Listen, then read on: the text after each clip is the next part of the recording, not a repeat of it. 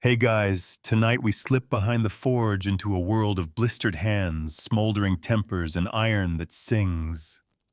You're standing in the smoky heart of a medieval town where the clang of hammer on steel is as constant as breath.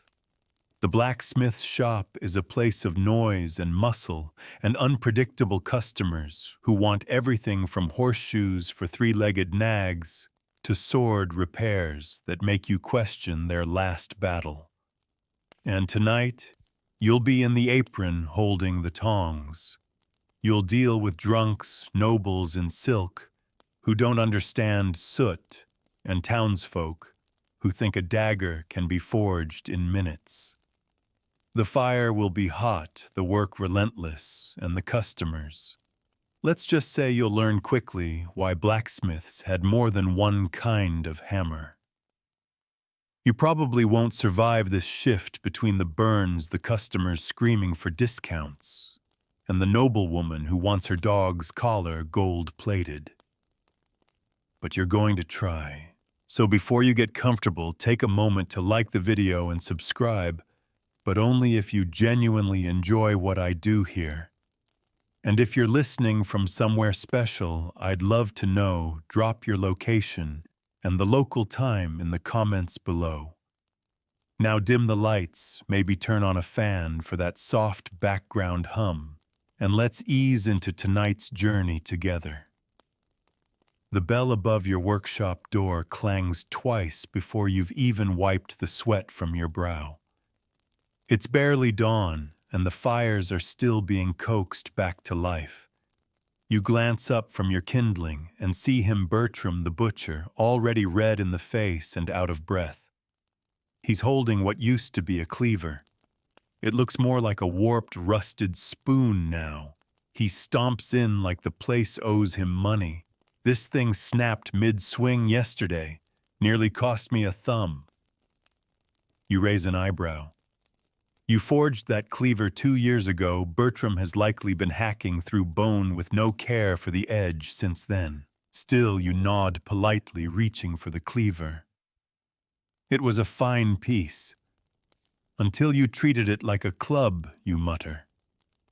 Bertram doesn't hear you. He's already rambling about replacing it by midday, which would be laughable if you weren't already juggling orders from the mayor's stables and some mercenary who needs arrowheads sharpened. You toss the cleaver onto the bench, telling him you'll see what can be done.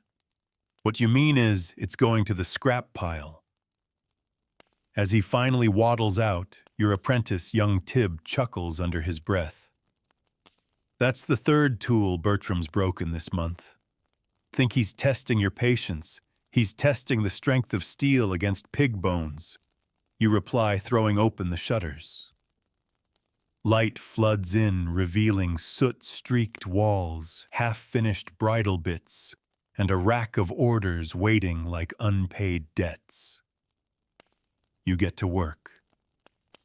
First comes the bellows pumping rhythmically as flames rise in the forge. You feel the heat against your face. There's something calming about this moment. The fire, the breath of it, the promise of transformation. It's one of the few things that doesn't talk back to you. Until the door creaks again. This time it's not a customer, it's Agnes. Her voice cuts through the workshop like she owns the air in it. "You still haven't finished my fire poker," she scolds, arms crossed. Agnes runs the bakery, and if her words were dough, they'd be over-kneaded and bitter. You nod, reach behind the bench, and produce the item she's asking about, already finished for days. But you waited. She's the kind who finds fault in perfection if she doesn't have to wait for it. She grabs it, tests it like she's inspecting a royal scepter, and sniffs. Seems fine. Don't think I'll pay full. You say nothing. That's your secret skill, not making swords, not bending steel, but swallowing your pride like cold porridge. She leaves a few coins, fewer than agreed, and disappears. Tib leans in. Why do you let her do that? You wipe your brow again. Because she feeds half the town. And I like bread. The day marches on like a badly tuned drum. A knight arrives before midday, polished armor gleaming. He looks important, but sounds foolish. Wants his visor adjusted because it smells funny. You resist the urge to ask if he's ever cleaned it. You nod, take it in, and dunk it in vinegar water when he's not looking. Then the strangest customer of the day. A child. No more than 10, cloaked and muddy, holding something wrapped in cloth. You squat down to eye level, and he reveals a broken hinge, tiny, delicate. It once belonged to a jewelry box, likely his mother's. You take it carefully, nod, and tell him it will be ready in 2 days. He pulls out a handful of buttons and 3 bird feathers as payment. You accept them. You don't need feathers. You just like knowing that not every customer comes demanding barking or threatening to tell the magistrate. By now, the forge is roaring, and the air is thick with smoke and sweat. Your clothes cling to you like a second skin. Metal sings beneath your hammer, flattening into form, curving into shape. A sword hilt, here a plow point there. The work is endless. Each piece has a name behind it, a problem, a story. And not all the stories are pleasant. A man you've never seen before appears just before dusk. Tall, hooded, silent. He places a long wrapped bundle on your bench and gestures without a word. You unwrap it carefully. A blade. Thin, darkened by fire or blood, you're not sure. The metal is cracked near the base. You glance up, but the stranger says nothing, just watches. You nod. You'll fix it. But deep inside you know that weapon has a history, no polishing can clean. You throw on your apron again, already aching, already tired, but the work, like the customers, keeps coming. And tomorrow it'll be worse. You wake with your hands already aching. The morning light hasn't cracked the horizon yet, but the forge waits for no one. The soot under your nails feels permanent now. You rub your eyes, sling your legs over the cot, and feel the ache ripple from your back to your shoulders. Even your dreams are filled with hammer strikes and customer complaints. By the time you light the forge, you're half listening for that cursed bell above the door. It never fails. The moment you try to get ahead, someone shows up with an emergency they've been ignoring for 3 years. Sure enough, the door swings open. Enter Lady Mary Beth of Broomshire. She's dressed in silk, her boots caked in something expensive, and her voice has the quality of a string pulled too tight. My darling Augustus chipped his ceremonial harness, she says, laying down an ornate leather strap with a brass buckle that's cracked clean through. Fix it. You squint at the damage. It's decorative, not functional. Whatever this was meant to do, it wasn't meant to hold weight. You tap the broken brass, gently testing it. Ceremonial, you said yes for Augustus's garden strolls. He's a miniature greyhound. You look at the strap again, and then at her, and then at the strap. Of course, you say, managing not to roll your eyes. She insists it must be done before supper. You agree, even though you've got horseshoes to finish 4 arrowhead molds cooling by the wall, and your apprentice accidentally melted a hinge yesterday by leaving it too long in the coals. As she leaves, she drops a small pouch on the counter. You shake it, expecting coins. Pearls. She paid in pearls. You don't ask questions. You just get back to work. The bell rings again before you've turned around. This time it's someone you've been avoiding, Osric the tanner. He's got arms like hams and a temper to match. Every time he walks in, you prepare for an argument, and today is no different. He slams a mangled iron hook on your bench. Snapped. Again, he growls. You nod. You forged that hook, yes, but you warned him it wasn't made for yanking cured hides by the dozen. He leans close, breath like spoiled ale. I don't care what you think. Make it again. Make it better. You offer to reinforce it with thicker steel, better welding, but that would cost more. Osric grunts. Just fix it. No extra charge. Or I'll take my business elsewhere. You smile through your teeth. Would you like me to help you pack? He glares. You stare right back. For a moment the forge goes quiet, just the hiss of heat and the sound of muscles tensing. He finally relents, mutters something, and slaps 2 coins on the table. I'll be back tomorrow. You won't start on it today. You're going to let him wait, because sometimes a blacksmith teaches respect by taking his time. You turn back to the fire and reach for the sword you've been working on in secret. It's not for a customer.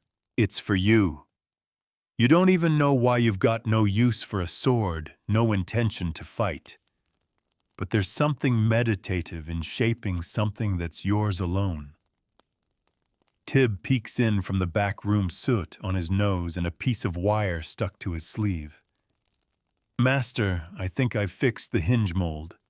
You wave him in, glad for the help. Let's see it. He brings over the crude cast, still warm, and lays it beside the broken jewelry box hinge from yesterday. He's not bad. Still clumsy, but improving. You show him how to file the edges, how to fit the pieces snug, how to make them look deliberate. That boy's mom is going to cry when she sees this, he says proudly. Maybe. Or she'll just yell at him for stealing her box in the first place. He laughs, and for a brief moment, the forge feels lighter. But then a knock.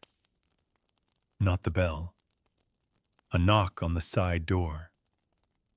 You exchange a look with Tib. No one uses that door. You open it slowly and find 2 men wearing the town's colors, but clearly not town guards. Their cloaks are dust-covered, and their expressions are tight. Commission from the magistrate, one says. Urgent. They hand you a rolled parchment. It's sealed in wax. You break it open with a grimace. 5 pikes, 2 halberds, 12 arrowheads. Needed in 4 days. You almost laugh. Almost. I'll need payment up front, you say. They exchange glances. He said you'd understand. And if not, there'd be consequences. You stare at them, then close the door without another word. Tib asks if you're going to do it. You nod. Because when the magistrate makes threats instead of offers, it's not really a choice. By midday, you've finished 3 orders and inhaled enough smoke to blacken your lungs. You sit down for a breath, fingers tingling, and let the cool of your mug press into your forehead. But the break doesn't last. A scream pierces the air outside. You rush out, hammer still in hand, and see a cart toppled in the street. One of the wheel rims snapped clean. The driver's shouting at his horse, who's trying to back out of the harness. He sees you. You Smith. help you sigh. Of course it's your problem now. You kneel, examine the broken rim, and realize it's not even yours. You didn't forge this. It's shoddy warped. But you don't say anything. You just set to work because every act of repair in this town is your silent signature, even when the work wasn't yours. As you hammer the new piece into place, a small crowd gathers. Not to help, just to watch, to judge. Is he charging for that? He always charges too much. Didn't he once fix a wheel with glue? You block it out. You focus on the task. Metal, wood, tension, heat, pressure. It holds. The driver doesn't even thank you. Just whips the horse forward and disappears into the dust. You return to the forge feeling older than you did when you left it 20 minutes ago. And just as you re-enter, that bell rings again. You don't even look up. Tell them you mutter to Tib, "I've died." Tell them they missed the funeral. But of course you'll take the next job. You always do. You've lost count of how many times you've wiped your brow today, but your sleeve is so soaked with sweat and grime that now it only smears soot across your face. The forge is loud, alive, and relentless. Flames crackle and spit like angry spirits as you grip your tongs, holding a half-formed plowshare in the coals. The orange glow reflects off the curved iron as it softens, pliable, but not yet ready. Just like you. You're bent over the anvil when the bell clangs again. You don't even flinch this time. The rhythm of this place, this strange dance between metal and madness, has numbed you to interruptions. You already know it'll be someone who needs something quick, who doesn't understand. That quick is the natural enemy of quality. And right on cue, a wiry man with a crooked hat pokes his head in. "I need 6 horseshoes." You don't look up. Orders queuing 2 days.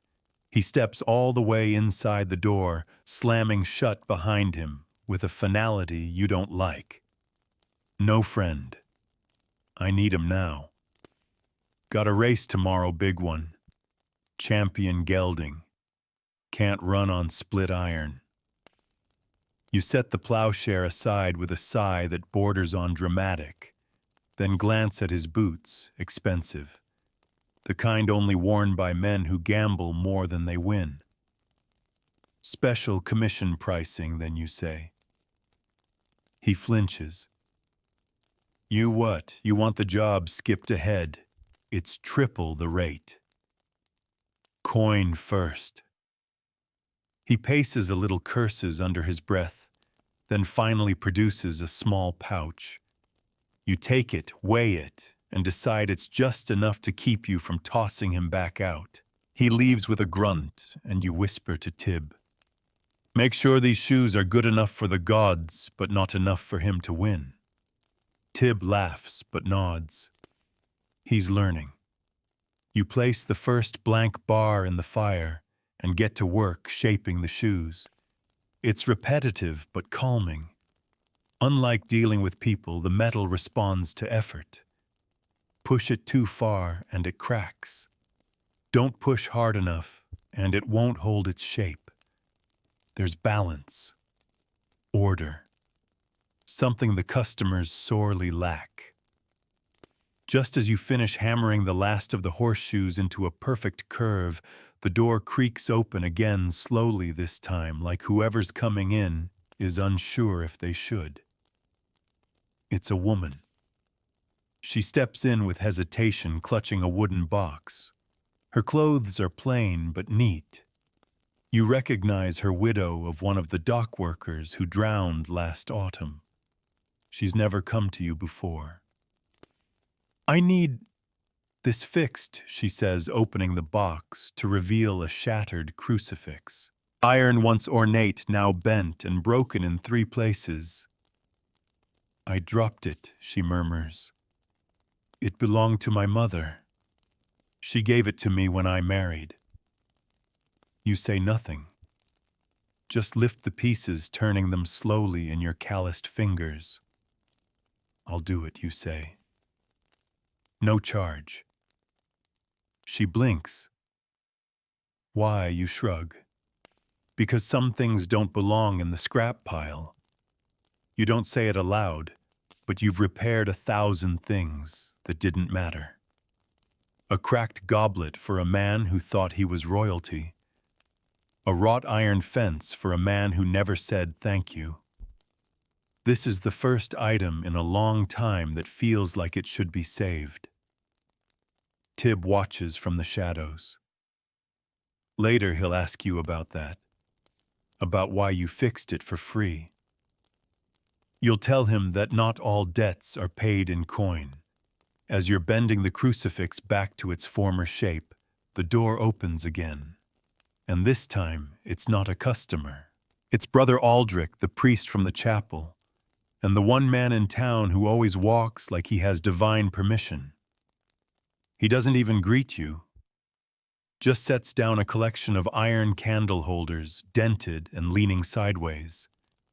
These were damaged during the feast. We'd like them restored in time for the bishop's visit. You glance at the pile. There's soot and wax stuck to every crevice. The holders are elaborate, likely cast decades ago. I can manage, you say, but not in a day. His gaze narrows. The bishop arrives tomorrow. You feel a flash of irritation. Then you'll need to pray faster than I can hammer. He doesn't laugh. Instead, he leaves the holders and walks out without another word. The door slams shut like the end of a sermon. You mutter something unholy under your breath and start separating the salvageable from the ruined. Tib brings over a pail of water, dropping in a bundle of scorched tongs. You ever think about becoming a baker instead, he jokes. Too soft, you reply, flexing your aching fingers. Bread dough doesn't scream when you hit it. As night approaches, the glow of the forge deepens from orange to blue, and shadows stretch like yawning cats across the floor. You finish the candle holders just in time, wrapping them in a rough cloth and setting them by the door. You'll leave them on the chapel steps before dawn. No need to see Brother Aldrich again. Then comes the final knock of the evening, gentle but urgent. You open the door and find a girl no older than 12 holding a bent rake and a pouch of dried apples. Papa said you might fix this. He's sick. You take the rake, fingers brushing hers for just a second. You feel the dirt under her nails. She's not here because it's fun. She's here because it has to be done. Tell him it'll be ready by morning, you say. She nods, grateful, offers the apples again. You take them. Later, when the forge is dark and the coals are cooling, you'll eat them by the back door in silence, watching the stars. You'll wonder what the rake was for. And then you'll realize it doesn't matter. Because the job of a blacksmith isn't just about forging metal. It's about being the last line of defense between a town and the collapse of its wheels, hinges, and hopes, even if no one says thank you. You start the morning before the sun has dared to rise. It's quiet for once, eerily so. The coals still slumber under a blanket of ash, and even Tib hasn't stirred from his cot in the corner. You take a moment, just one, to stand in your own silence, to let your joints pop and your lungs inhale something other than smoke. Then you step into the forge and wake the fire like an old friend who owes you something. As the heat grows, the orange halo starts to dance again. Tools gleam faintly under their coat of grime. A broken wheel rim leans against the bench.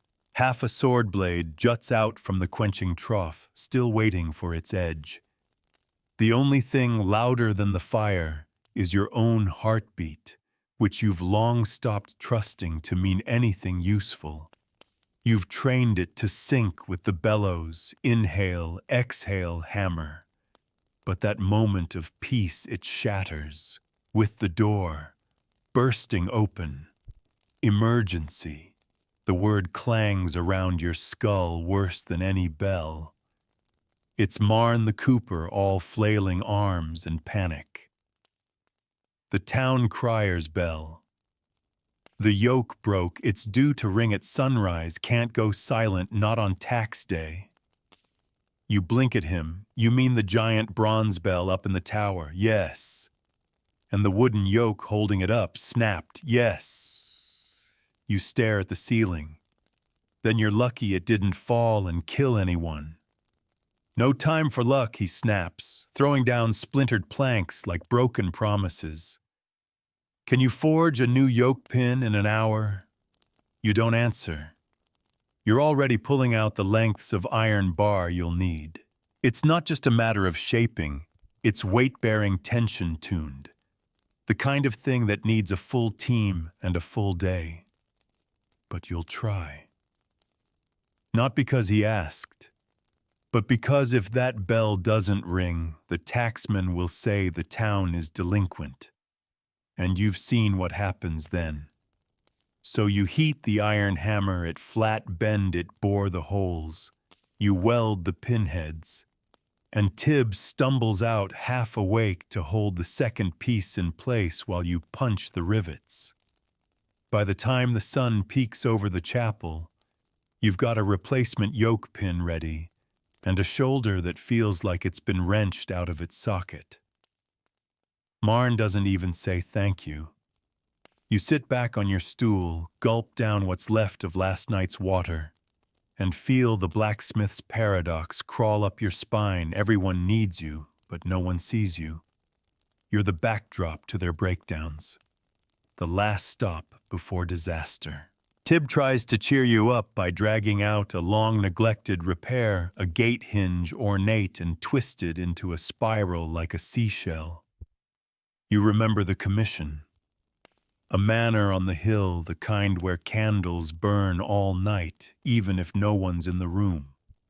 The nobleman who ordered it gave you specific instructions, smooth silence, strong enough to swing a door with a whisper. You didn't care for the man. But the hinge is beautiful.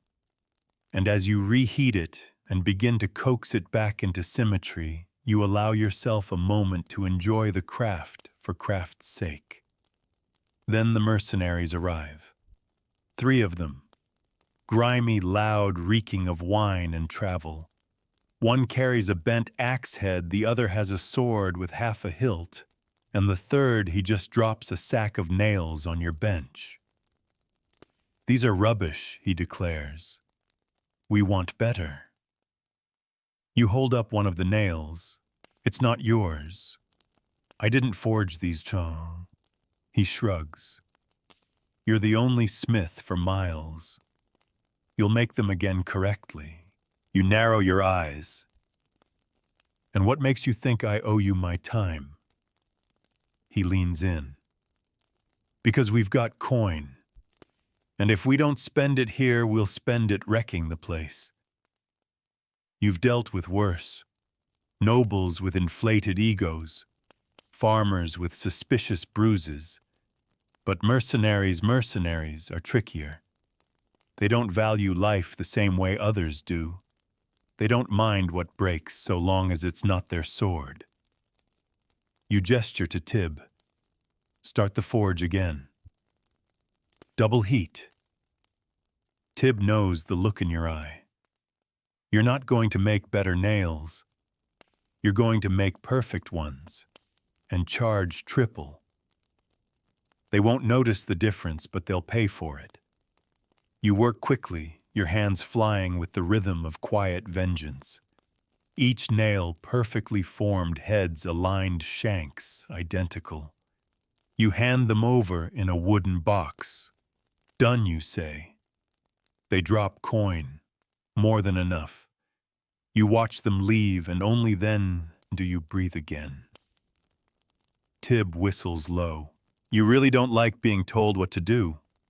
Correct, you say, slipping the excess coin into a locked drawer, and I like it even less when they're right. Before you can sit, there's a sharp knock, 3 times deliberate. The door opens slowly. It's the magistrate's clerk. His robes are dusty, but his scroll is clean. He unfurls it without a word. An official seal. You scan the order. New shackles. 4 sets. Reinforced. For the jail. Needed by end of week. You glance at Tib. Then back to the clerk. Any particular reason somebody's coming in? High profile, the clerk replies. Dangerous. They say so. You nod. But your hands tremble slightly as you take the measurements. Because shackles don't just hold prisoners. They hold secrets. And this town has too many of both. You get back to the fire, fingers stiff and eyes stinging. You don't know if it's the smoke or the weight of another day hanging off your spine like a pair of iron chains. And still the bell hasn't stopped ringing. The shackles lie in pieces on your workbench, raw lengths of iron, thick and cold, unyielding. You haven't started forging them yet. You've been staring at them for an hour. There's something about shaping instruments of restraint that makes your stomach churn more than usual. These aren't just functional. They're meant to intimidate, to punish, to declare ownership over another human being's movements. You've made them before, of course. Every smith has. But something about this set feels different. You glance at the magistrate's seal again. 4 pairs. Extra reinforcement. No detail about who they're for. Just that they're urgent. Which means the town's about to get a new prisoner, and not the petty thief kind who steals carrots or pickpockets coins at the market. You heat the first bar slowly. Let the fire do the talking. Tib doesn't speak, he senses your tension. Instead, he quietly polishes a set of shears in the corner, whistling a soft tune that reminds you of the spring festival. Back when the forge was slower, the orders simpler, and the worst customer you had was the old miller who always forgot his own name. The metal glows, finally softening, and you take your hammer. The first blow is louder than you expect. It echoes through the workshop and out into the street like a declaration. Something's being made here, and it isn't pretty. By mid-morning, you've formed the cuffs, thick, oval, heavy. No chance of a wrist slipping through. You're about to start the chain links when a boy bursts through the door. Mr. Smith, Mr. Smith. You look up startled. It's the same child who brought you the broken jewelry box hinge. He's panting. It's my sister. She fell. The gate broke. Papa says it was the hinge. You drop the hammer immediately. Tib, get the salve and the iron file. You grab your apron and follow the boy down the lane past the grocer and the cobbler to a modest cottage near the edge of the woods. The gate in question lies flat on the ground, its hinge snapped at the weld. You kneel beside it, examining the break. It's not your work. Someone's patched it with soft solder and called it a day. Shoddy. Dangerous. Inside, the girl is crying, a bandage already wrapped around her leg. You step in carefully, nod to the father. his eyes swollen with guilt, and check the wound. It's not deep, thank the saints, just torn skin and bruised muscle. You offer to fix the gate. The man insists he can't pay. You wave him off. You can't afford another injury more than you can't afford me. You and Tib reinforce the entire hinge. Proper welds. Bolts, not nails. When you're done, the gate swings silent and strong like the manor gate you once admired. You head back to the forge, tired but lighter. Sometimes the work is about more than iron. Sometimes it's about fixing something people didn't know needed fixing until it broke. Back at the workshop, the shackles are still waiting. You finish the chains. Each link is a story. Each clink of the hammer a chapter. You wonder who will wear them. As the fire cools, you hear laughter outside. A crowd's gathering in the square. Someone's juggling, probably that lunatic with the lute and the ferret that rides his shoulder like a king. The townsfolk love him. You don't. He once tried to trade you a song for a replacement for his lute's tuning pegs. You told him to sing that request to the next smith down the road. Still, Tib's gone to watch, and you don't blame him. You take the shackles now cooled and gleaming, if that word can be applied to such tools of captivity, and place them in a chest. Lock it. The magistrate will send for them tomorrow. For now you turn back to something simpler, a horseshoe order, fresh iron, no politics, no pain. You've just set it on the anvil when a familiar voice snaps you back to reality. Still swinging that hammer like you're punishing it. You freeze. Then turn. It's Halric. Once your rival. Now your reminder. You haven't seen him in 2 years, not since he left town to work for the royals, as he claimed. Judging by the state of his boots and the blade on his hip, you doubt that tale. I need something. Special, he says, tossing a rolled parchment on the bench. You open it. A blade design. Curved, barbed. More decorative than functional. Dangerous, but elegant. I've got a patron, he adds. Wants it done discreetly. And perfectly. Thought of you. You eye him warily. You've never thought of me kindly. He smirks. Still the same old forge rat. You shrug, still not doing favors for liars. He leans close.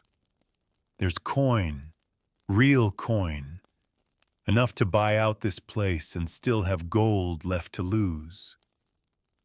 You pause, then you shake your head. I'd rather fix rakes for sick farmers than make toys for rich men's games. He scoffs, takes the design back, and disappears without another word. You feel no victory, just the throb in your hand where the hammer's weight has fused with your bones. Tib returns, cheeks red from laughter, unaware of the conversation he missed. He holds a stick of sugared ginger and offers you half. You take it, because tomorrow will be worse. And ginger, however brief, tastes like defiance. You wake to thunder. Not from the sky, but from the forge, alive and roaring before dawn. Tib already at the bellows with a fire in his eyes that wasn't there yesterday. You find him hammering a nail into a half-finished barrel hoop, sweat on his brow and soot up his arms. Didn't want to wait, he says, grinning like a fool. You grunt in approval, half amused, half exhausted. The truth is, you're grateful. The forge doesn't forgive idleness, and Tib, despite his inexperience, is learning that faster than you ever did. You sling your apron on, stretch out your shoulders with a few satisfying cracks, and dive in beside him. Today's orders are stacked like an accusation. Another horseshoe commission, 2 pitchfork repairs, a custom branding iron for the tannery, and of course, the shackles for the magistrate. You don't want to touch those again. But they stare at you quiet, and finished locked in the storage chest like sleeping wolves. You pretend not to hear them howling. The bell rings early, a courier thin and pale likely hasn't slept in days. He delivers a sealed letter with no emblem and disappears before you can even ask his name. You unfold the parchment, frown at the ink. It's not a commission. It's a warning. He comes tonight. Have the shackles ready. Do not speak of this to anyone. The town must not know. No signature. No seal. No return message. Just a cold twinge that settles behind your ribs. You set the letter down slowly, glance at the forge, then at Tib, still obliviously focused on straightening the tang of a dagger. You don't tell him. Instead, you return to work. It's safer that way. The day carries on like any other, full of noise, iron, smoke, and interruptions. A farmer drops by needing a latch replaced on his barn. His ox kicked the old one into splinters. You oblige. A tavern keeper asks for a new poker, his last one bent when a drunken brawl ended with someone being pinned to the fireplace. You oblige. A boy from the mill wants a whistle made from scrap brass. You raise an eyebrow, but still oblige. Because this is what you do. You fix things, even when they're broken beyond what's visible. But your thoughts keep drifting. Who's coming tonight? Why the secrecy? Why the shackles? The town doesn't get visitors after dark. Not the important kind. Not the kind that require iron restraints and warnings wrapped in silence. By early afternoon, you finished everything but one item, a ceremonial mace more decorative than deadly for the mayor's upcoming procession. It's part of a pair forged years ago for some festival that no one remembers. The original had been stolen. Now they want a replica to restore tradition. You wonder if anyone will notice it's not the same, or care. As you're engraving the spiral handle, Tib interrupts. Master, there's someone outside. Says he's here for a blade. You look up. Outside stands a man in gray. Not poor, not rich, just perfectly forgettable. Except for his eyes. Cold. Watching everything. He doesn't step in. Just waits. You go out to meet him. He speaks before you can. Do you have a blade? Curved. Small. Easy to hide. You frown. That's not a usual request. He nods. And I'm not a usual customer. You ask no more questions. You fetch a blade from the locked case beneath your counter. One you made for no one in particular.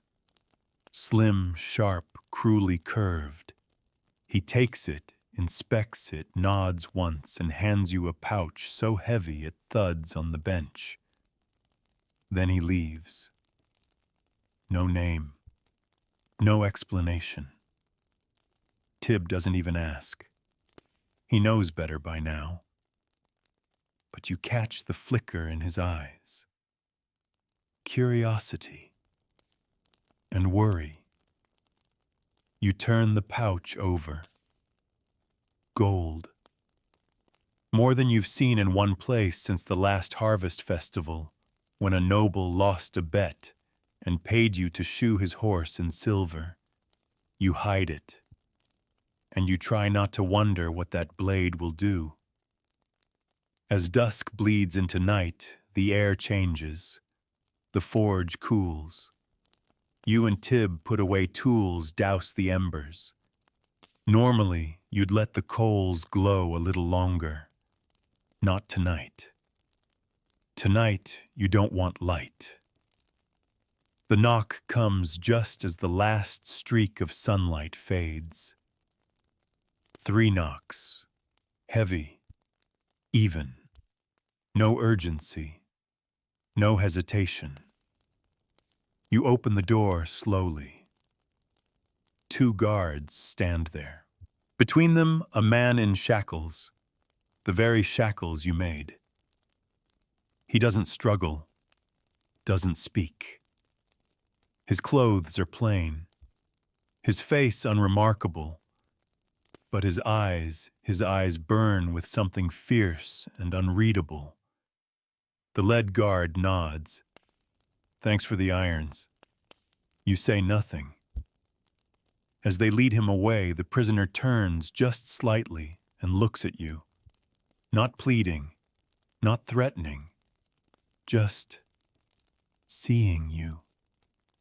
And for a moment you wonder if he knows that the man who made his chains once forged swords, that you were once free too, that maybe deep down no one really is anymore. You close the door, you lock it, and for the first time in years, you don't sleep at all. Morning breaks, but the forge feels colder than usual. Even with the fire stoked and the bellows blowing strong, there's a chill that clings to the air like something slipped through the cracks last night and hasn't left. You move slowly, shoulders heavy, hands stiff. Tib notices. He doesn't say anything, but he watches you longer than usual, as if trying to read something you're not saying. You don't mention the man in the shackles. You don't say a word about the gold, the guards, or that look in the prisoner's eyes. What good would it do? You hammer nails. You shape plowshares. You fix what's broken. But this is something you can't pound into silence. Instead, you turn to work. There's an order waiting from the Tailor's Guild, 4 sets of fabric shears that need sharpening and realignment. Delicate stuff. Not your favorite, but a challenge you've come to appreciate. It takes more finesse than strength, and finesse is harder to fake. You clamp one into place, test the tension of the blades, and begin to grind them smooth. The rhythmic scraping settles your nerves better than sleep ever could. Then comes the next interruption. Always comes. This time it's old man Harwick leaning against your doorframe, like he's about to collapse, or has already, and just hasn't realized it yet. You still got that old anvil I sold you 20 years back, he rasps. You pause, set down the shears, and wipe your hands. In the back, buried under scrap. Thought so, he grins with 4 teeth, and more wrinkles than most books have pages. Wouldn't mind seeing it again. You nod. Lead him around the side. Past the pile of bent rods, cracked tools, and rusted fittings. There it is under a tarp. Smaller than your main one, chipped at the base, but still solid. He rests his hand on it like greeting an old friend. Made my first sword on this, you know, he says softly. Wasn't pretty. Bent right in the middle. But I thought I was a king. You smile. Everyone's first sword is bent. He laughs, and the sound catches you off guard, fragile but genuine. You still swing the hammer for love of the craft, he asks. You think about it, then shake your head. I swing it because the town won't survive if I don't. Harwick nods slowly. Ain't that the truth? He leaves without another word, disappearing down the lane like a shadow. With nowhere left to go, you watch him until he's gone. And then just for a moment, you run your fingers along the old anvil's surface. It's colder than you expected. Back inside, Tib has laid out a pile of miscellaneous repairs. Buckles, bent nails, a cracked lantern frame, and a rusted clasp that looks like it survived a fire. He looks up from the list. One of these is from the innkeeper. She says her cellar lock's been sticking. You take the clasp, examine the corrosion, and mutter because she dumps soup in the lock instead of oil. Tib grins. Should we refuse, you snort. I'm not that lucky. Just as you're about to begin the repairs, a knock comes, not the bell, a knock. Again. You freeze for a breath. But this time it's no guards, no secrets. It's the boy again. Same tattered cloak, same muddy boots. He steps inside shyly, holding another broken item. This time a small iron toy horse, twisted leg, cracked wheel, a child's treasure turned wreck. He doesn't speak, just places it on the bench and waits. You don't speak either. You just nod and begin to work. The leg is fragile, the wheel warped, but nothing you haven't fixed 100 times before. You heat it slowly, reshape the frame, reattach the pieces. Within 20 minutes, it's standing again. Not perfect, but whole. The boy beams, offers another handful of feathers and a single button this time. You accept the trade with a straight face, but as he leaves, you slip a small copper coin into his pocket. He doesn't notice. Tib does. Why do you do that? He asks after the door closes. You lean on the bench, watching the forge's glow flicker against the blackened walls. Because someone once did it for me, you say. It's true. Long ago, a different town, a different life. You were just a boy with a broken wooden yoke and a father too proud to ask for help. The smith fixed it anyway. Didn't take a coin. Didn't ask a name.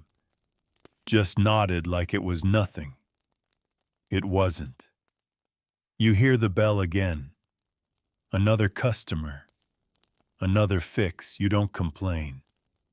Because this is what you are now, not just a blacksmith, but a witness to the daily unraveling of people's lives.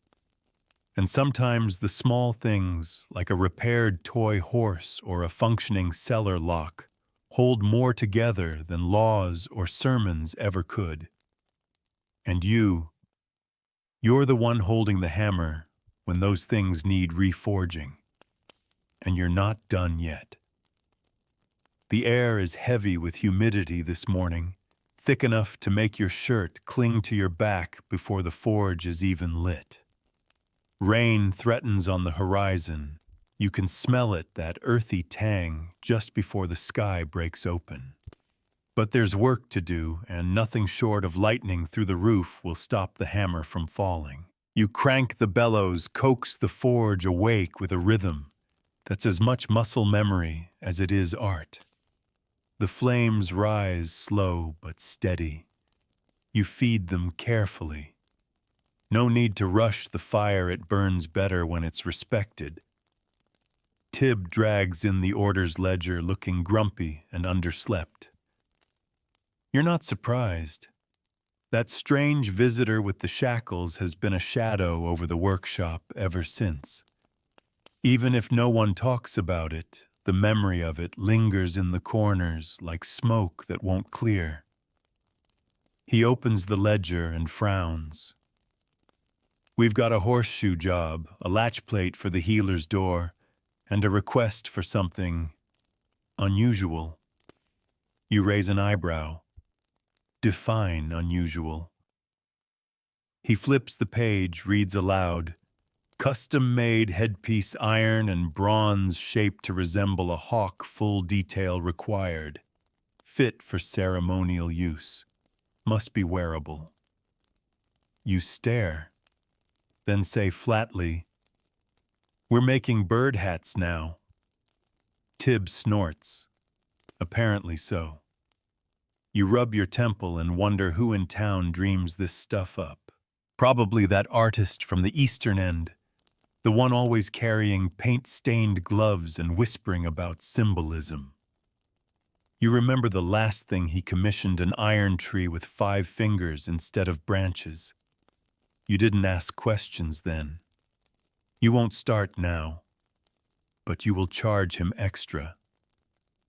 Before you can even sketch a mock-up, the bell rings.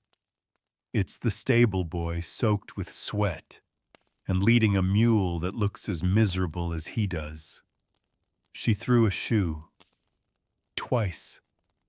Master says she won't pull the cart again till it's fixed proper. You glance down. Sure enough, the shoe's half hanging from the poor animal's hoof, twisted sideways like it's trying to escape. Bring her in, you sigh, and fetch a trough of water. She's breathing like a bellows. You set to work, first prying off the ruined shoe with gentle precision, calming the mule with slow movements and a low, steady voice. Animals are easier than people. They don't demand explanations or haggle prices. They just want pain to stop. Tib watches quietly as you file the hoof and shape a new shoe from scratch. You work faster than usual, not out of urgency, but because you know the storm is creeping closer. You can feel it in your bones, in the pulsing ache behind your knees. The clouds outside are thickening, the sky going that strange silver that promises a downpour. By the time the shoe's fitted, the first drops begin to fall. You charge a fair price. The stable boy doesn't argue. As the rain sets in, the forge grows darker, cozier. The hiss of water against stone outside becomes your new backdrop. You keep the doors open just enough for air. Everything smells like ash and earth. You turn back to the ceremonial hawk headpiece. Bronze for the feathers, iron for the frame. You dig into your scrap bin and find curved segments that might work for the beak. You sketch a rough outline with charcoal on a board and begin shaping the base. The curve of the skull takes the most time, smooth and wide enough to sit on a human head without slipping. You wonder briefly who'll wear it. Some noble's spoiled nephew, a stage actor, a madman. Maybe all 3. Tib assists with the feather pattern. You show him how to heat small strips of bronze until they glow like sunrise, then hammer them flat with the rounded peen for that soft, tapered edge. It's delicate work, like sculpting metal into whispers. The 2 of you fall into an easy rhythm. Even the storm can't break it. For a few hours, the world outside disappears. But then, the mayor shows up. No warning, no escort. Just a heavy cloak and muddy boots stepping through the threshold like he owns it, and in some ways he does. You straighten. Tib tries not to look nervous. The mayor's face is unreadable. Pouches under his eyes. Jaw clenched. He doesn't greet you. Was it you who forged the shackles? You pause, then nod. They worked. They did. He steps further in, but the prisoner escaped. That freezes your blood. You glance at Tib without meaning to. Broke the chains, you ask. No, the mayor replies. Picked the lock. Used a nail or a pin, something small. You frown. The chains weren't the problem then. He nods. Still, I need more. You stiffen. More shackles, more than that. Cages, locks, bolts, things that hold. You narrow your eyes. You building a jail or a fortress. His silence answers you. You sigh. How soon by the new moon? That's 10 days. You nod slowly. He leaves and the forge feels colder again. Not from the rain, not from the wind, but from the request. Because it's not just about holding people anymore. It's about preparing for something worse. Tib looks to you, waiting, uncertain. You say nothing, because you don't know what's coming. Only that your hands are being asked to build the cage for it. The rain continues into the next morning, drumming a slow, rhythmic beat against the roof that almost lulls you back into sleep. But the forge doesn't care about weather. Neither do the customers. You rise stiffly from your cot bones, groaning louder than the floorboards, and splash cold water on your face from the wash basin. It wakes you just barely. By the time you step into the workshop, Tib already has the fire going. He nods to you silent and solemn. The storm's left its mark on both of you. Neither of you says it out loud, but the mayor's visit yesterday hangs over the forge like smoke that won't clear. You begin by inspecting the ceremonial hawk helmet. It's nearly complete now. The iron base fits snugly. The bronze feathers arc in rows like a sunrise frozen in metal. You run your fingers along the ridges, feel the weight of artistry under your calluses. It's the sort of work you might have been proud of once. You set it aside, because today your hands are no longer shaping things of beauty. They're building cages. The first order is simple 3 wall-mounted locking bars for the town hall. Reinforced steel brackets. Heavy-duty bolts. The kind of hardware you use when you're worried about someone breaking in or out. You sketch the designs quickly, muscle memory guiding your hand. Tib watches, but doesn't interrupt. He's starting to understand there are days when words just get in the way. You heat the first bar. The hammering begins. Each blow lands harder than usual, not from force, but from what they represent. You're not just shaping iron today, you're sealing intent.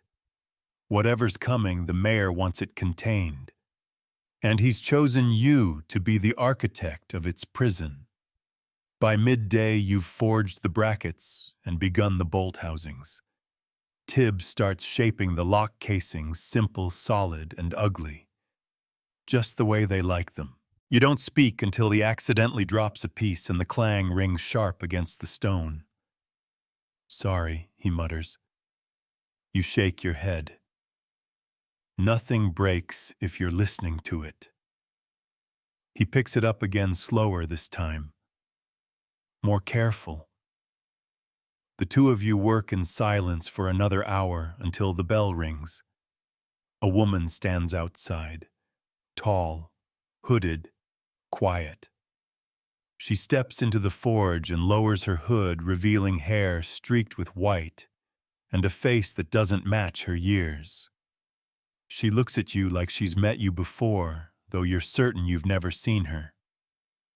I was told you can make things untraceable, she says.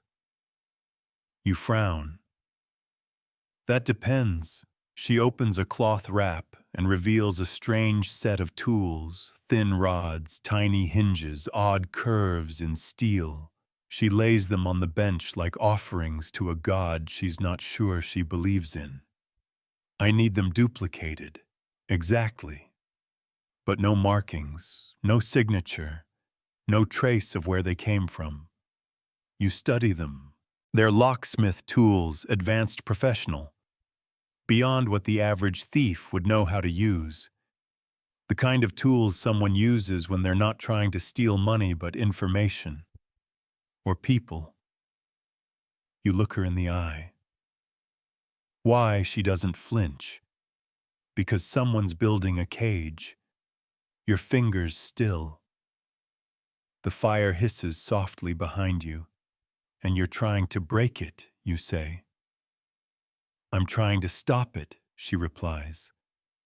You glance at Tib, who's gone still at the far wall, then back at her. I'll make them, you say finally. But you didn't get them from me. She nods once, then leaves. The moment the door closes, Tib exhales like he's been holding his breath the whole time. You're helping her, he asks quietly. You stare into the fire. I'm helping whoever keeps the town from becoming something it was never meant to be. That afternoon, you begin the copies. You work in the back room behind the curtain while Tib handles the normal customers. You shape each tool with precision, no flair, no flourish, just function. These are ghost tools meant to slide through locks like whispers. You finish them before the sun sets and wrap them in leather, hiding them deep in the scrap bin. She'll return. People like her always do. As night falls, a heavy knock rattles the side door, the one few people use. You open it carefully. The mayor's clerk again. He hands you a new list. Not just shackles. Now they want collars, binding rings, folding cages with hidden locks, devices meant to control movement, to brand obedience. You stare at the list. What is this, you ask? Preparation, he says simply. For what? He doesn't answer. You close the door slowly, the list still in your hand. Tib speaks without turning. You're not going to make those, are you? You don't answer, because you don't know. You just stare at the list and think of a boy's broken toy, a mule's injured hoof, a pair of shackles you made with your own hands, and a prisoner who looked at you like he'd seen the bars before they were even forged. You don't sleep that night. Not because the forge is loud, it's not. The coals have long since gone dark. Not because Tib snores, he doesn't. He's curled in his cot like a child, breathing soft and steady. It's not even the storm, though the wind does tap on the shutters now and then, like a thief with cold fingers. No, what keeps you awake is the list. Still sitting on your workbench. Still weighted with meanings no iron should ever carry. Collars. Chains. Folding cages. You keep rereading it, hoping the words will shift, will change into something innocent. But they don't. They remain iron-born threats. By the time dawn breaks, you've already lit the forge again.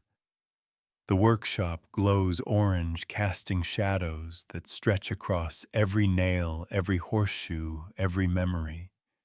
You hammer without joy. Not the list. Not yet. Just other things. The kind of work you used to enjoy. A hook for a sailor's belt. A copper ladle handle. Something about small tools comforts you.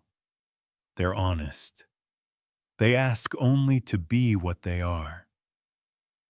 Then Tib arrives. He doesn't speak at first. Just watches you. Then says, "You didn't sleep." You grunt in reply. He nods, tosses his coat aside, and gets to work heating the punch dies. Neither of you mentions the list, but it sits there between you like a third presence, silent, waiting. Mid-morning brings a different kind of visitor. 2 guards, same livery as before. One younger, nervous. The other older, heavier, with a beard like a broom. They enter without knocking and make straight for the list. Ready, the older one asks. You stare at him, no. It's not been started. He scowls. You've had 2 days. You shake your head. It's not just iron. These things take, you'll have them ready in 3, he interrupts. Orders from the magistrate. And if I don't... He steps closer. Then maybe we find a new blacksmith. You stare him down. Your fingers curl around the tongs like they're part of your hand. Tib moves forward slightly, but you lift a hand to still him. I'll consider it, you say flatly. The guards leave. Their boots leave muddy prints. You don't clean them up. Later, you and Tib repair a snapped bridle bit and reforge a kitchen grater that's been chewed nearly in half by rats. It's easier than thinking about cages. Until a knock interrupts again. This time it's the woman from before. The one with the lock tools. She steps inside without her hood today. Her eyes are sharper in daylight. They're watching the roads, she says quietly. Every cart, every letter. Something's coming. You nod, unsurprised. She looks at the forge, at the unfinished collar sketch lying half-buried beneath tools. Will you make them, she asks. You look at her, then look at the fire. I'll make what I must, you reply, but I choose who I hand it to. She walks to the bench and places a new bundle down, this time wrapped in silk. Inside are blueprints, not of tools, not of weapons, but of a door, a hidden mechanism, internal hinges, a way to close something without being seen. She meets your eyes. Can you make this? You study the drawings, then nod. She leaves without another word. You get to work. The door is unlike anything you've built in years. It requires exact tension, perfect balance. You heat the strips one by one, weld them at calculated angles, test the hinges in silence. Tib works on a separate order, nails, pegs, horseshoe blanks, but keeps glancing at your project. He doesn't ask. He doesn't have to. By late afternoon, the door's frame is complete. Not full size yet, just a model. But it's beautiful in a way nothing oppressive ever is. A hidden entrance, a way out, or maybe a way in. You sit back, wipe your brow, and catch yourself smiling. The bell rings again. It's the baker's boy, red-cheeked, carrying a basket. Payment from the lady, he says, setting it down. Inside, fresh loaves, wrapped in linen, still warm. Tib grabs one, tears it in half, offers you the bigger piece.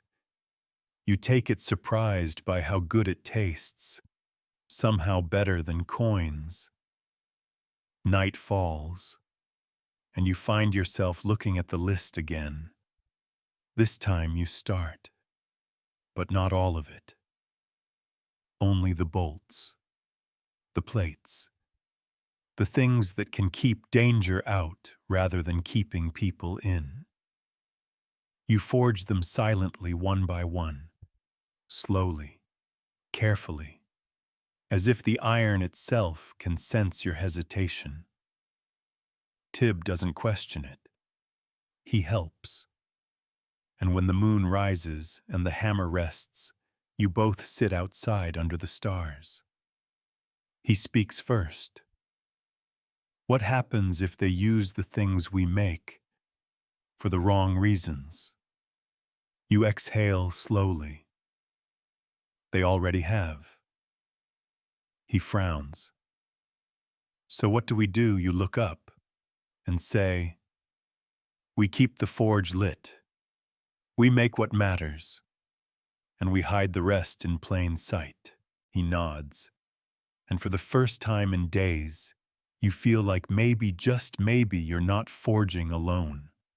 The next day arrives with silence eerie and thick. The storm has passed, but the sky remains gray clouds, like bruises pressing down from above. You light the forge early, not because there's any rush, but because keeping your hands busy is the only way to keep your mind from spiraling. The workshop smells of ash metal and half-formed ideas. Tib arrives not long after, sleeves already rolled up, a grim expression replacing his usual curiosity. You pass each other without much conversation, just a nod, an unspoken agreement. No time for small talk today.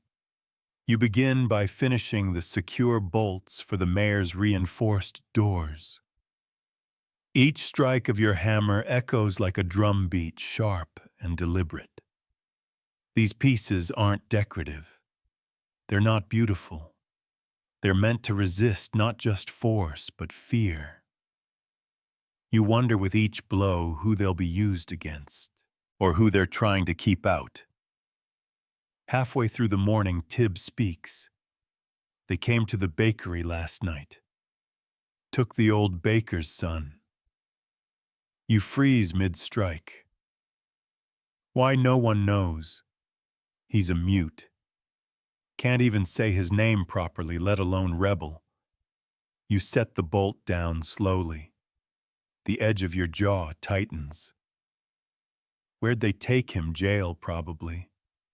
Or wherever the man in the shackles was sent. The forge is quiet for a long moment, save for the sound of coals hissing. Then you say, finish the bolts. I'm going to the tannery. Tib blinks. Why there? You wipe your hands on a rag. Because someone there still owes me a favor, and I need something stitched in silence. You head out, apron still on hood, drawn low. The streets feel unfamiliar today. Faces you've known for years glance quickly away.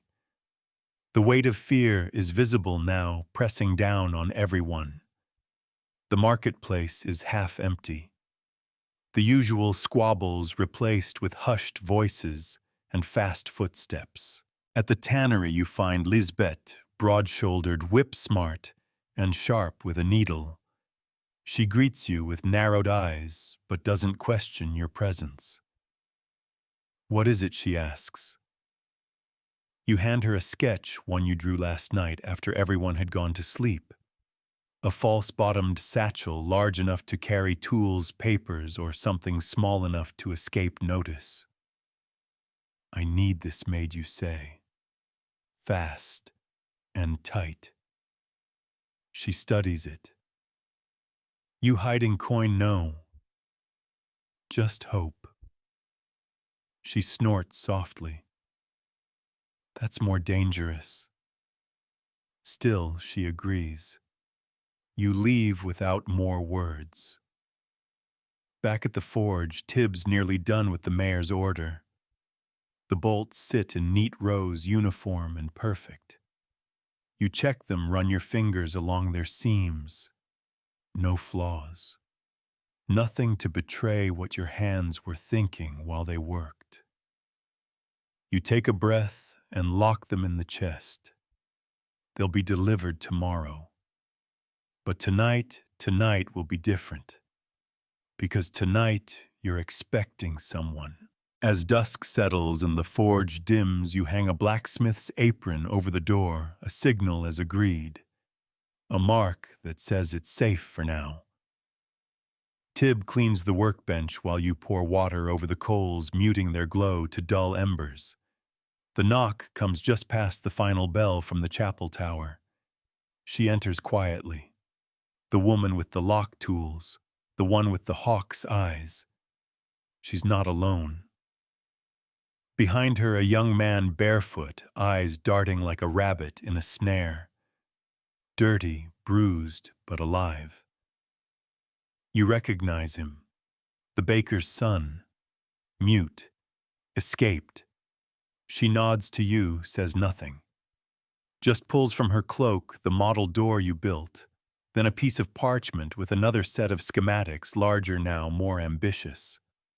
A tunnel gate. A mechanism to open from both sides silently. You study it. Do you want it hidden? She nods. Hidden but strong. Needs to hold. Just long enough for someone to slip through. You understand. This is not for keeping people out. It's for letting people go. You agree without a word. She reaches into her satchel and places a coin purse on the table. You push it back. This one's on the house, you say. She hesitates, then nods again. Tib watches from the side, eyes wide but steady. You realize in that moment that he's no longer just your apprentice. He's your witness. The work begins immediately.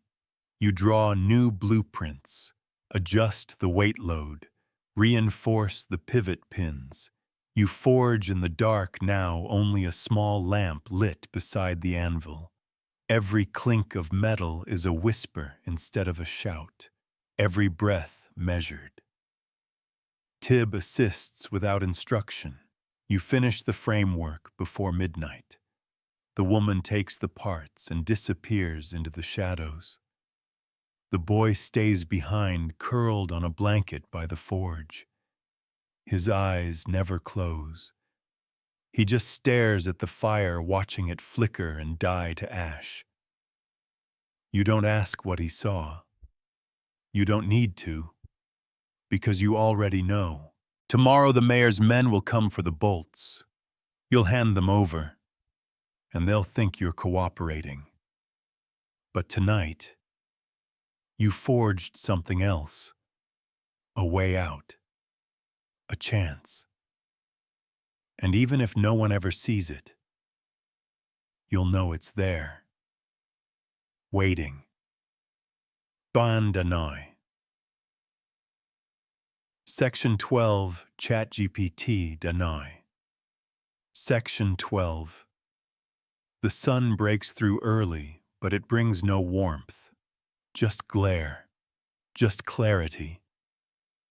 You're already awake when it rises, staring at the ceiling above your cot, wondering if you've crossed a line or just finally stepped into who you were always meant to be.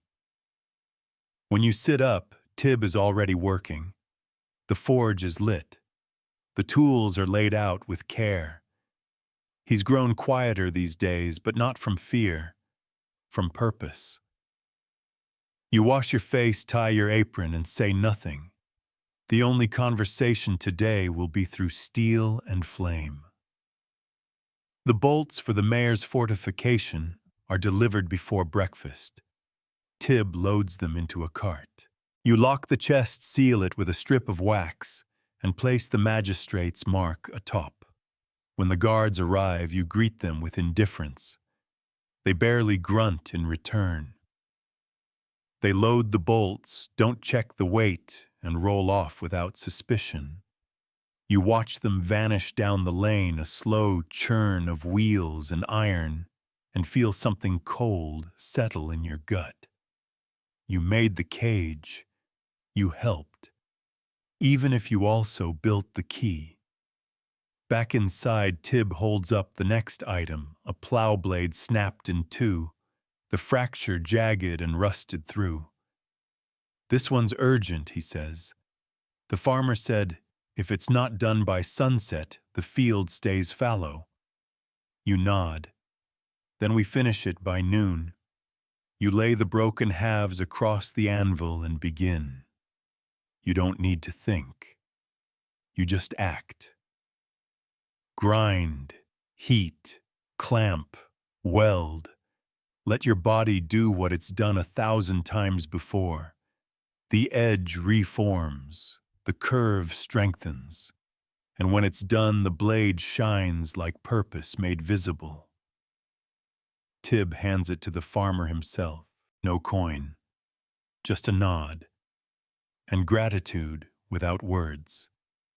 You turn back to the forge, and there on the workbench is a note, not left by Tib. You unfold it.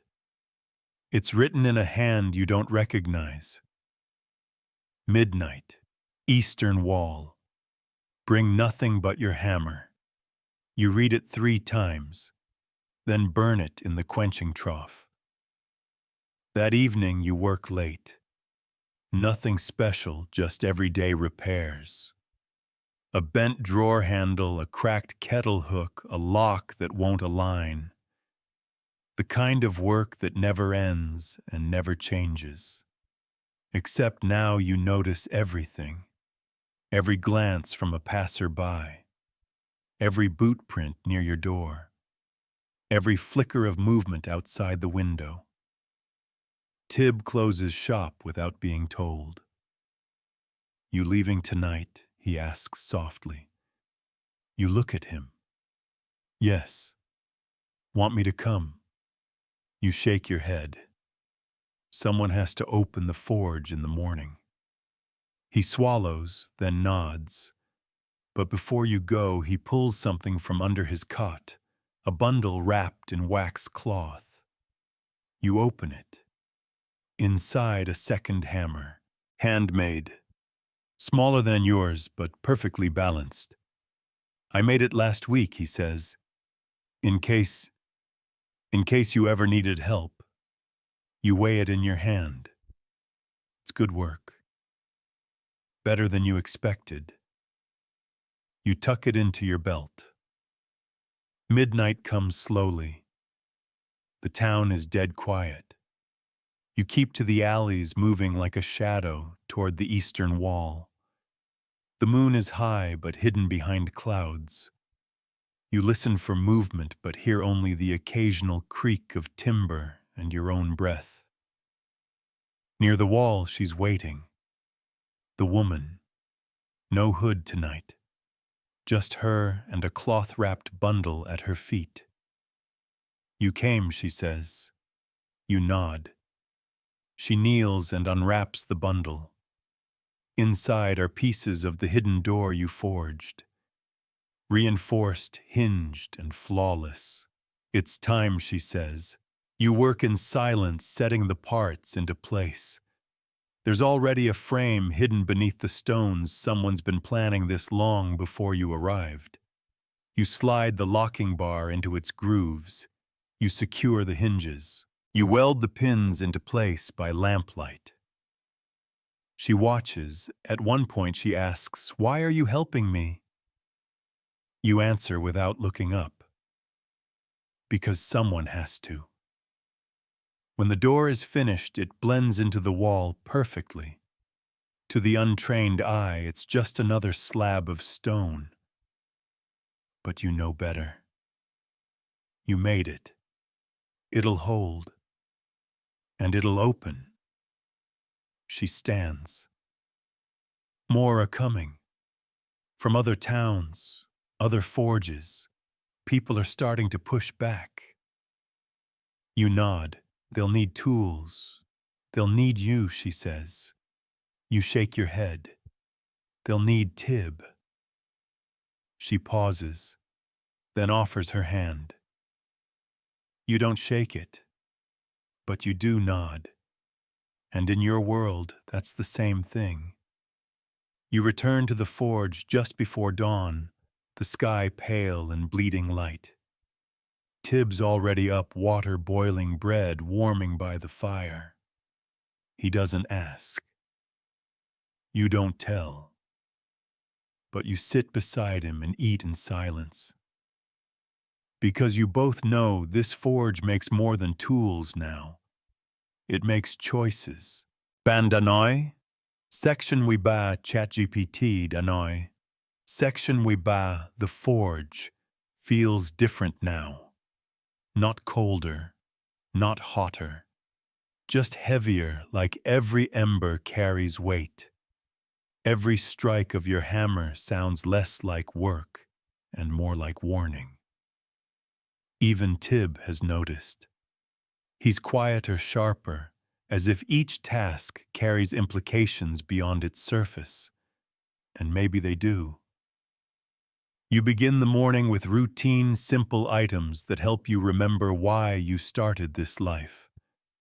A shovel blade worn to a curve, a broken boot hook, a kitchen spit rod bent from overuse. These aren't weapons. They aren't secrets.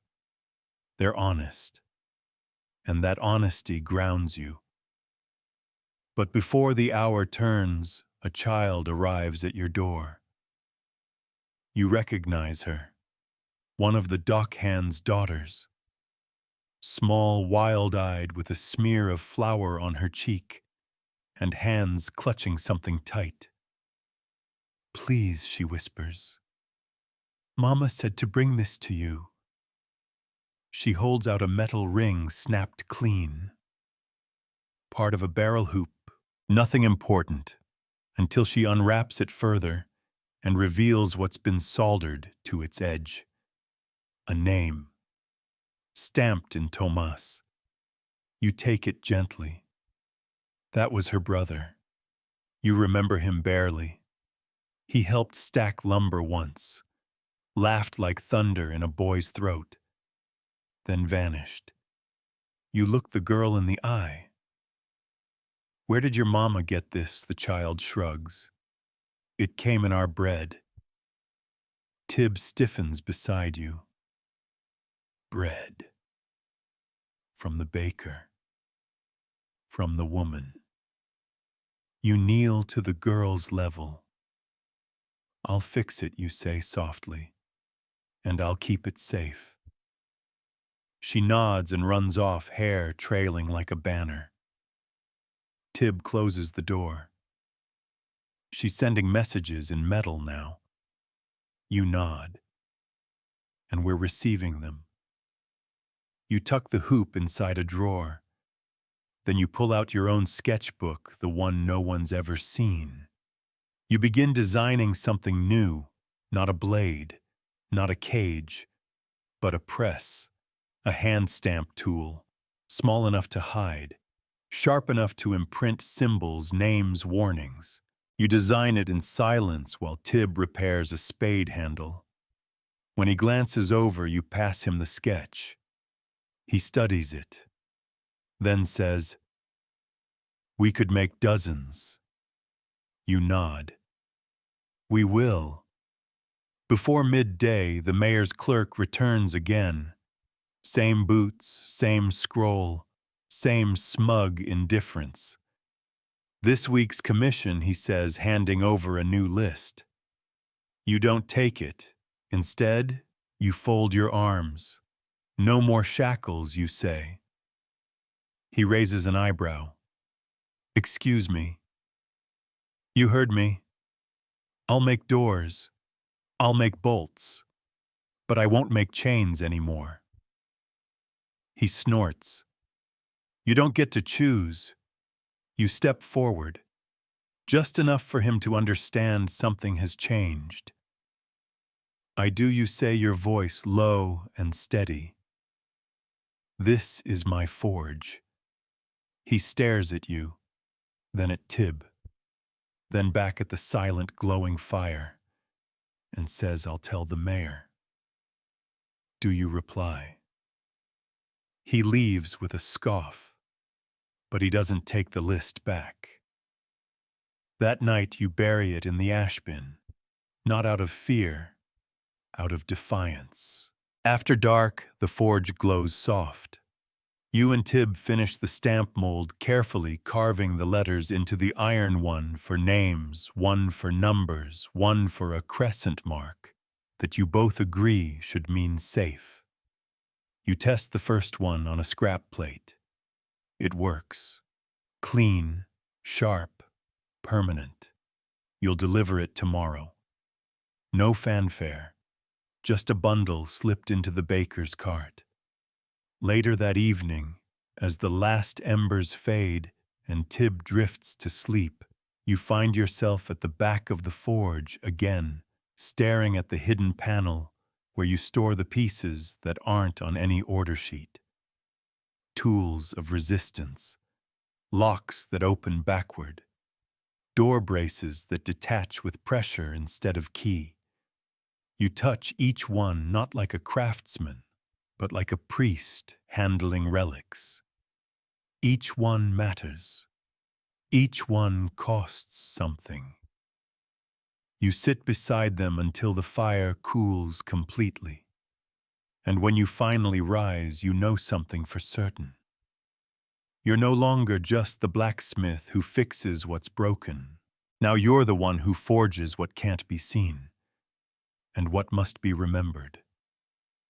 Ban Danoi, Section 14, ChatGPT, Danoi, Section 14. The next day arrives wrapped in fog, thick and soundless. Even the church bell rings muffled, as if it too has something to hide. You pull your apron over your shoulders, the leather damp from yesterday's rain, and roll up your sleeves. Today you feel the weight of every tool, not just in your hands, but in your conscience. You and Tib begin early, no words, just the clang of metal, the hiss of steam, the scrape of file against edge. You finish the stamping dies before the sun crests the chapel. You tuck them into a pouch and tie it off, passing it to a courier, an old man with rheumy eyes who delivers baskets of coal to the far end of town. You nod once. He nods once. And then it's gone. Another piece moving quietly into place. Soon after, a merchant stops by. You've never liked him. His shoes are always too clean, and his coin always smells too new. Today he brings an ornate key bent but made of gilded bronze, and asks you to restore it for aesthetic reasons. You take it, nod, and say nothing. He wanders around your shop like a cat that doesn't belong, running fingers across blades and chisels, asking questions with too much interest. You give him cold replies. He leaves with the key now polished, unbent, but heavier. You added something inside it. A counterweight. Just enough to make it useless in the lock it once belonged to. He'll notice eventually. But not in time. Around noon, a girl comes with a letter, baked into the crust of a loaf rolled thin and pressed into the seam like a ribbon. You unwrap it behind closed doors. The handwriting is rushed but clear. 3 more. Hiding near the river. They need passage. You burn the note in the forge immediately. Then you begin building small climbing hooks thin enough to hide, strong enough to hold. You make 6. 3 for those who need them. 3 more for whoever comes next. You place them in a false bottom bucket tucked behind bridle bits. Later, the woman returns. No cloak this time, just worn clothes and eyes that haven't closed in days. She hands you a cloth satchel and opens it to reveal something you didn't expect. A broken sword. Old, blackened. Once ceremonial, now cracked down the fuller. It was my brother's, she says. He carried it in the last revolt. You take it carefully, turn it in your hands. He died holding it, she adds, voice flat. You nod, I'll fix it. I don't want it fixed. You pause. I want it reforged. New shape, new purpose. You understand. Immediately, you heat the metal with a kind of reverence. It doesn't resist, it yields, as if it too wants to be reborn. You shape it into a dagger-curved light fast. You don't give it a name. Names get remembered. This one isn't meant to be remembered. When it cools, she takes it without a word and disappears. That evening, Tib finds you drawing again another sketch. A tool this time. A kind of spreader wedge used for cracking stone from within. He studies it. "What's this for?" he asks. You don't answer. Not directly.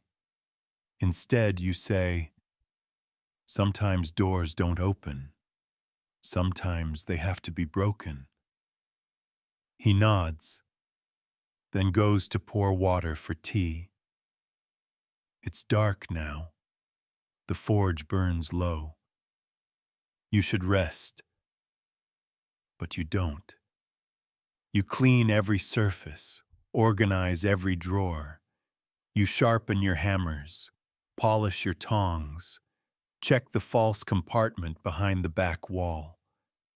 Inside 3 sets of maps, a coil of rope, the hidden key you took from the merchant, and a tiny brass pin in the shape of a crescent. Everything in its place. Because you have a feeling the next knock won't be gentle, and you want to be ready for whatever needs to be broken or rebuilt. Bandanoi section Willem ChatGPT Danoi section Willem. The knock comes just before dawn. Not timid, not urgent, just steady, as if the hand behind it knew you'd be awake. You open the door and find a boy standing there, no more than 14, but with eyes that have already seen too much. He carries a folded cloth. Inside it, a seal. The mayor's seal. Snapped in two, the crack running clean through the emblem like lightning down a tree. "They told me to bring this," he says quietly. "Said you'd know what it means." You do. It means the mayor's protection has been broken. The town is shifting. Lines are being redrawn. Power is leaking through the cracks, and someone is planning to plug them with blood and fear. You take the broken seal and close the door. The forge isn't lit yet, but the air is warm. The heat from the coals last night still lingers like breath. You strike the flint build the fire again and stare into it for longer than usual. Not for the warmth, but for the clarity. Then you get to work. You start by reforging a small wedge, this one with a socketed handle, better grip, better balance. You're not making weapons, not exactly. You're making tools for leverage, tools to break things open. Tib enters sleep still in his eyes. He doesn't ask about the seal. He just nods and starts preparing the day's work. Orders, he finally asks. None, you reply. We're off the books now. By mid-morning, others begin to arrive, not customers, messengers, helpers, quiet faces from all parts of the town. A healer's apprentice, a man who sells ink and parchment, a shepherd's daughter with her hair tied back and boots covered in clay. They each bring something small, a nail pattern, a drawing, a question. How strong is wrought iron if you bend it into a circle? Can you make a latch that only opens if you press in from both sides? Can a piece of copper carry a message if you hammer letters backwards into it? You answer every question. No hesitation. This isn't a forge anymore. It's a crossroads. It's a language. It's a map. Later, the church bells ring, but not at the right time. A warning. Something's happening in the square. You and Tib step outside. A crowd has gathered. The mayor is gone. The magistrate has assumed control publicly now. Guards in black armor. A speech about order. A new curfew. All forged from fear, not law. You watch quietly from the back. No one notices you. But Tib does. That's him, he says softly. That's the man who took the baker's boy. You nod once, then turn back toward the forge. The air has changed again. Now it tastes like war. You begin forging a new kind of bracket-wide base quick release. Not for doors, for windows. You make 5, then 6, each one carefully coded. The mark of the crescent stamped inside the screw hole, only visible if you're looking for it. By evening, Tib is sorting inventory. You hand him a list. Deliver these tomorrow, you say. He glances at it. These aren't orders. No, you say. They're offers. Offers of passage, of escape, of resistance. You spend the rest of the evening sharpening chisels, preparing spare rods, marking the secret drawers with chalk. Everywhere iron speaks, and you're the only one who knows its language. As darkness sets in, a single figure appears at the edge of the forge's firelight. The woman. This time her arm is bandaged, her cloak torn. But she's alive. She nods once, then kneels. Beside her a map, drawn in blood and soot. Points marked with iron symbols: forge, bakery, river, tunnel, bell tower. This is the last delivery, she says. Once the new guard moves in, the doors close. You study the map, then stand, and say, then we open them. Together you and Tib begin preparing the final load. Not for customers, not for coin, but for freedom. You pack the forged tools into crates marked as fence nails, slip lockpicks into chimney pipes, sew bronze pins into saddle linings. You don't rest.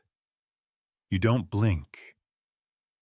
You just keep going until the bell tower chimes midnight and the fire goes quiet. Because tonight, the blacksmith becomes the blade, and the hammer is no longer for shaping, it's for striking back. The forge is quiet now, the fire reduced to a warm, flickering glow. The hammer rests on its side. The anvil cools, and for the first time in what feels like an eternity, you let yourself breathe, not the breath of labor, not the breath of resistance, but a deep, full breath of stillness. You sit on the edge of your cot, boots off apron hung neatly on the hook.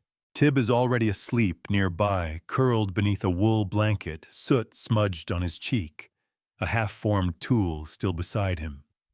You smile at the sight, not because things are better, but because they still could be. Outside, the wind nudges the door gently. The town is asleep, for now. But somewhere out there, one of your secret hinges is swinging open. One of your silent locks is letting someone through. One of your makeshift stamps is pressed against someone's palm, a symbol not of ownership, but of possibility. You lean back slowly, letting your muscles melt into the cot. The distant crackle of coal, your lullaby. Your hands ache. Your back is stiff, but your mind is quiet. Because in this forge, in this place, you've done more than mend broken tools. You've mended people's chances. You've shaped hope from iron and turned fear into function. Tomorrow may bring fire again, orders, threats, maybe even the end of this forge. But not tonight. Tonight, you sleep knowing that your hands did something good, something quiet, something lasting. So close your eyes now. Let the hammer rest. Let the world fade. You've earned your silence. And in that silence may you dream of metal that never rusts, of doors that always open, and of mornings where you forge only what brings peace.